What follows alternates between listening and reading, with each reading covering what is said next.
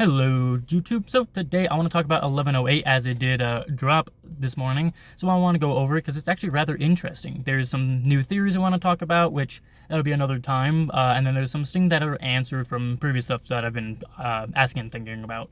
So to start the whole chapter, we start where we left off at 1107, which is with Caribou and the Blackbeard pirates.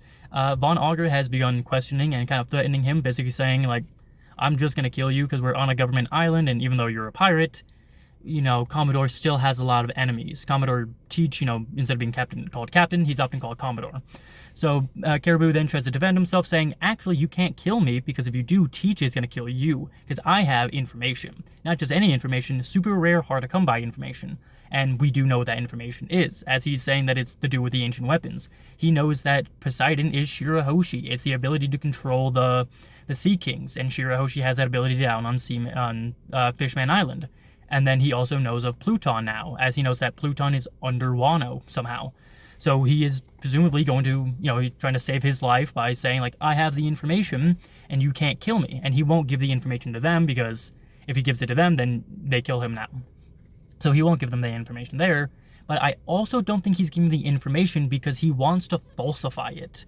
I think he's just trying to get close to Blackbeard. Yes, he can give the information, but let's not forget that he is a Logia type, and one of, as we've seen, he can hold quite a bit inside of his body, inside of the swamp.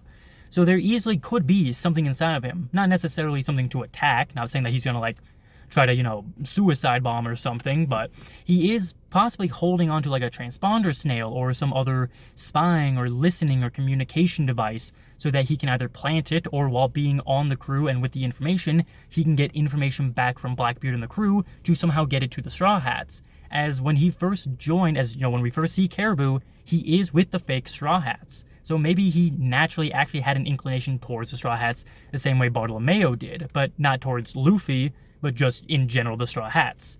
So perhaps, after being on the Straw Hat crew for some time, he actually has, developed a bit of a crew-like, capacity with them. He actually does enjoy, being a quote-unquote Straw Hat. So perhaps he is just going to be on that ship and he's holding this information until he can get close enough to properly use it. Next, we get on to with the Vice Admirals and the Marines. We see the Vice Admirals who are still in their ships, who are still trying to continue this Buster Call, launching and shooting in at the island, but is all, presumably being blocked and deflected by the Pacifista with their bubble technology, and they're going on about it, saying, like, how hard it is, and they might even, how unprecedented is it to call off a Buster Call, because it's too hard to do anything because of these Pacifista. And then Vice Admiral Doberman. I have a whole notes thing, so I'm going to be looking at this just for clarification on things. Vice Admiral Doberman calls out that Bonnie is the one who's controlling the Pacifista. So if they just eliminate her, then they'll have control over the Pacifista again. And Vice Admiral Tosa, who is already on the island, hears this and says, don't worry, I'm on their way to the location. And he's within sight of them. He creates a 10 gun, I believe is what it's called, and he, pocket on his hands, and he's going to fuse through. And he says that it's strong enough to rip through armor, which, making note because there's Cyborg Cranky there. So as he's reaching in and he's mere feet away from getting to them, a giant clubbing attack just comes down and flattens him in an instant. And that being the giant pirates, specifically the captains. I think it's Dory. I don't remember which one's which off the top of my head, but Dory smashes down his axe as in a clubbing motion, defeating him and saving them. And then he makes note saying, we're here to help with the Straw Hats. We looked at the wanted posters to see if all the new crew members, you guys don't look familiar, or you guys researchers, which is funny because Frankie is there. And, it's the thought of how often Frankie changes his appearance, because every single arc, yes, everybody gets a different outfit, but for the most part, you can still tell who it is because they visually are the same, right? But Frankie always is changing. He has a giant cannon for hair. He has no hair. He has a mohawk. He has a different head shape now. There's a lot of things that actually does change with Frankie. So the giant pirates just generally not recognizing Frankie because of how often he's changed is kind of funny to me, and it makes sense. But Frankie does clarify, well, hold on, what do you want to do with my captain?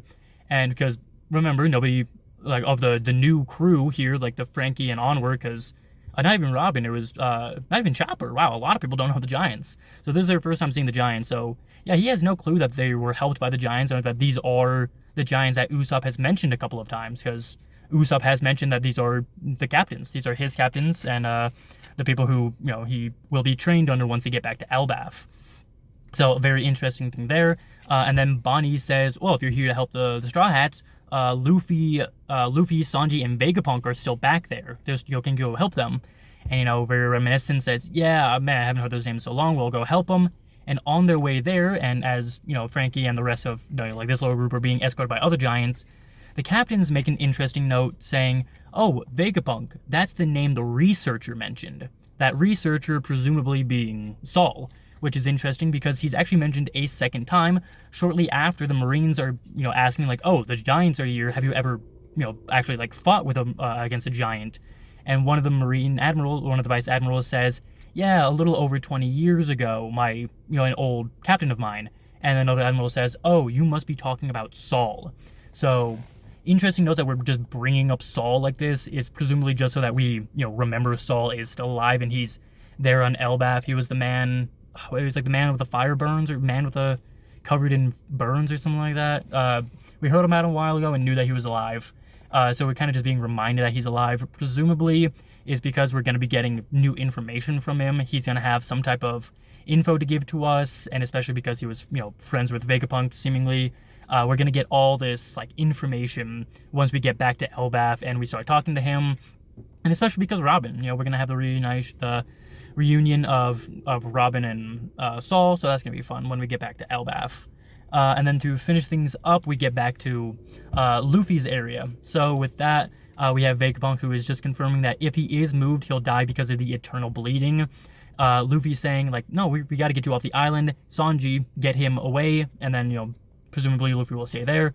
So Sanji picks up Vegapunk to start leaving, and as he does, Kizaru prevents him, stopping him, hitting him away, and then shoots a light beam through Vegapunk's body, which seemingly upsets Luffy to some degree, as he has gone into a Gigante form, as he's large, and he's now grabbed Kizaru, and he's pushing back Saturn, who, interestingly enough, which I forgot to mention there at the start, but Saturn is actually seemingly less human, as Sanji brings up, Sanji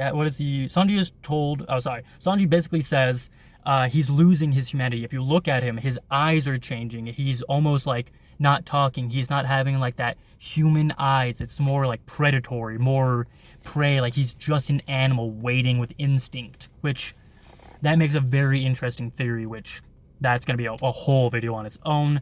And then he also shows that on the foot, I don't really know what it's called on spiders, but that little thing that he used earlier to pierce with is now covered in a venom that is able to dissolve a tree. So pretty deadly there, but he is being stopped by a giant Luffy who is able to grab Kizaru and is putting a decent amount of pressure on him to the point where he seems to be maybe getting hurt or something. And as well as able to fully put his hand on Saint Saturn's head and is pushing him back to let Sanji, who has picked Vegapunk back up again and is escorting him away. And Vegapunk laughs, which Sanji's like, oh, well, why are you laughing? Why are you smiling? And then we see bzzz, and the computer's activating. And whether or not this is Vegapunk as, him dying, or if this is a contingency plan, we see a computer turn on, and the last lines we see are, "Attention world, hello there. This is Dr. Vegapunk, the world's greatest and most humble scientific genius. I'm sure this message will come as a shock for you all, but please bear with me. What I'm about to tell you is the truth about our world." So seemingly, with his insane amount of knowledge, he's about to tell us what either the Void Century was, or he's going to tell us what the world was like before the Pirate Era, after the Void Century, but before the Pirate Era. And he's going to start revealing the truth about the world government and how there's all this corruption with the world government and with the Marines. Perhaps he'll even reveal stuff with Elbaf, with the Giants, with the Revolutionary Army, seeing how many connections Vegapunk has, knowing that how much knowledge he has and what he's seen and what he can do. What information he gives is going to be so much larger. Because the news, as I was saying, is such a large part of information about what's currently happening. They're going to be what's going to tell us exactly what's happening on this island. They're going to be the reason why pirates can be spun in a good light.